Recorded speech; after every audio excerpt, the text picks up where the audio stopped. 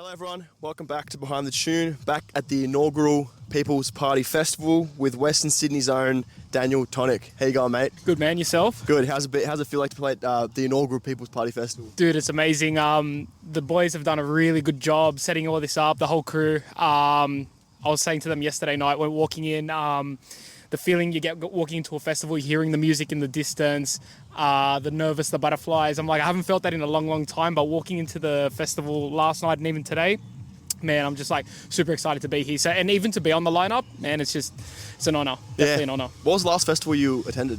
Awakenings in Europe. Fuck, that's... Yeah. So yeah, that was last July, I think it was. Yeah. And I haven't been to a festival since. It was like that. It took the energy out of me. So my first festival back in Australia. Here. That's awesome. It's awesome to be especially back. down in like southwest Sydney, West Dude, Sydney. 10 minutes from home. It's the best thing ever. I was going to say both of us are locals here, so it's been awesome, hasn't it?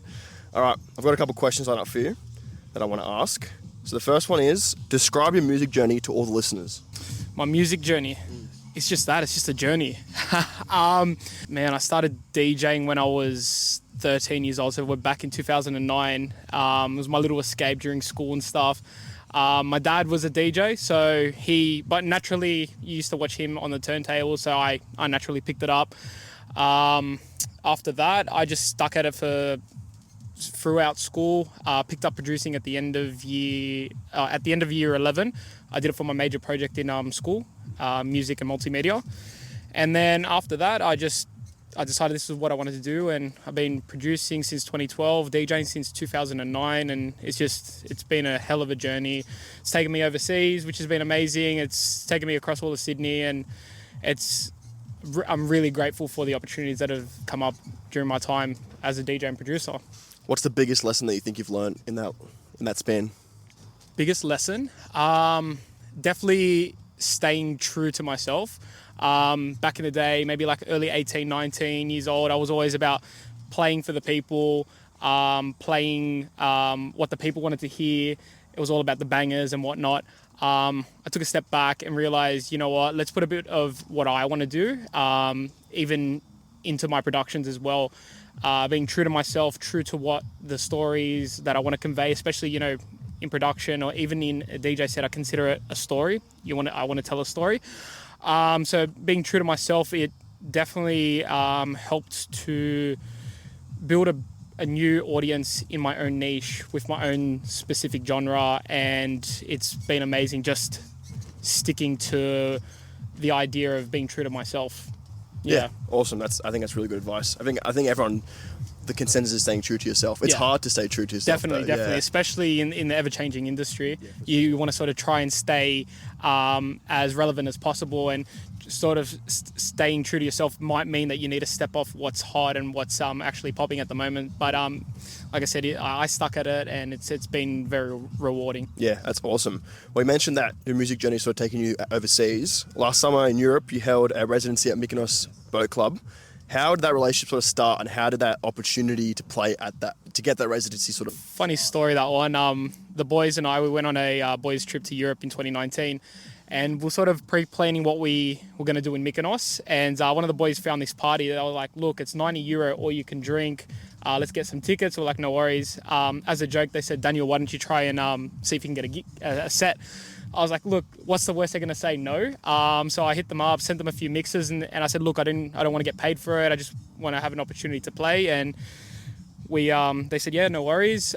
We all rocked up, played like a 3-4 hour set, and it was such an amazing vibe. We had the boat rocking completely. And after that, they offered me a contract for residency since 2019. So obviously COVID took that away from me in 2020, 2021. But I did return back there in 2022.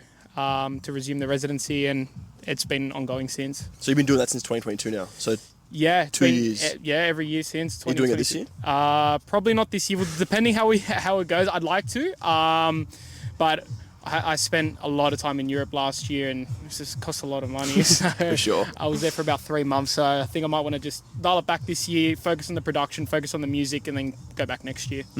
How does sort of like, obviously that was more of a, like, you know, Mykonos, Greece. How does that differ to Aussie crowds? I think with an Aussie crowd, you sort of know what's hot in the Aussie clubs, and you know how to sort of work a crowd and still keep it to your own style. In Europe, you're dealing with a whole bunch of different nationalities, especially in a place like Mykonos, you've got people all over the world showing up to that one spot. And so you're dealing with like Italians and Greeks and Croatians, English people. So everyone has very different sort of what they like to listen to, especially the Italians on the boat. They love, their reggae and their the Spanish music. So I sort of figured out a way, how can I incorporate that but staying true to my style? And we go housey, but we throw in the bit of the Latin, and it works. So I like to make sure that everyone's having a good time. So yeah, it is a bit of hard work, just because you're dealing with a lot of people that you've never met before, and what's hot in their countries is different to what's hot here. Well, speaking of back local in Australia, you're the head honcho of Area Collective.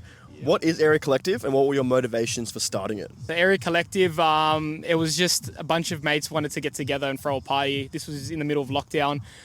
We were pretty bored. We decided somebody needs to throw a New Year's Eve party, and so we went to our mate. He's got a nice shed out here in Western Sydney, and we're like, dude, look, throw some cash your way. Can we throw a party? He's like, yeah, no worries.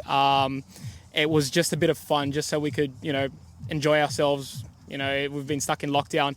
We didn't expect it to become as big as it has become in the last 3 years. It's been crazy. So it was just started off as a bit of fun. Then we saw a massive opportunity that, there's no other events in Western Sydney, especially in house and techno. So we took the plunge, and we've thrown 4 mini festivals, and we were holding a monthly residency at Whiskey Tango, doing our boiler room sessions last year, which was crazy because we managed to get our first international headliners come through. And like I said, 3 years ago, if you asked us if we expected it to be as big as it is now, we would have laughed in your face. Especially the idea of having internationals in Western Sydney. It's crazy. So how's the crowd at the Area Collective? The crowd's pretty good. Like I was mentioning to you last night, we didn't have anything house and techno in the area prior to the Area Collective. So we could have easily gone down the whole route of, we'll play what everyone wants to hear, which is Western Sydney. Everyone knows what Western Sydney loves. They love their bangers. They love the hard style R&B. It's your standard Western Sydney sort of stereotype. We said, no, we love house and techno. We're going to jam it down everyone's throat until they learn to love it, and that's exactly what's happened. So we've got a whole bunch of Western Sydney house and techno lovers who've never been to a rave scene before, finding our events, who now come to these things like people's parties. And I'm seeing a whole lot of our crowd go to events like All Friends and Raw, and they've sort of opened their mind to more opportunities in house and techno. So yeah, the crowd's been pretty good for that. Just us having us as sort of like your teachers. So like Area Collective is more of like sort of like a gateway, yeah, for the Western Sydney to get into like the broader techno scene. Exactly right. Yeah. I think that's really awesome as well, because as you said, I think techno and house is lacking in Western Sydney. It was. It was. Now it's not. Now it's not. Now it's not. Hopefully people follow your footsteps. Hopefully you've like sort of paved the way for future collectives to. 100%. We've noticed. We've seen even the young blokes from Shed Again, who have been running on this property for almost a year now. Same sort of concept. They're young boys at their 23, 24. Started when we were that age, and same idea. Just wanting to boost house and techno in these suburbs. And a lot of those guys said, if it wasn't for Area Collective, we would have never had the idea to throw events out in Western Sydney, because everyone sort of focuses on CBD and Sydney and whatnot. So it is pretty good feeling having those kind of guys come up to you and say, hey, thank you for paving the way. So yeah. Now let's move on to sort of your production. So you mentioned last year that you're releasing a new album, Easier Than Words. When can we expect that full-length album? Well, the full-length album, we're probably going to put a 2-year time frame on that one, mainly because it's been a bit of back and forth with labels. We sort of come to the decision that at this moment in my career, it's probably too early for a full-length album. So instead, we're going to release mini EPs, which essentially covers the whole album anyway. So over the next 18 months, I've got 6 of the originals coming out across 2 different labels. I can't really say much right now, but some pretty cool labels that have taken the music. And then once the singles are all out, I'm going to self-release the full album as is, with all the tracks that didn't get picked up anyway, and then do a sort of one-track album, maybe on Spotify, maybe on SoundCloud. So it's going to come out eventually, but sort of sporadically, and it probably works out better in the terms of marketing and reaching a broader audience. Yeah. Well, yeah, that's been awesome talking to you. Thank you for sitting down with so me much, man. at the People's Party Festival. Hopefully everyone enjoyed that chat with Daniel. Perfect. And everyone from Western Sydney can appreciate what he's done for the scene as well down here. Thank you so much for having me. Yeah. Thank you everyone for listening.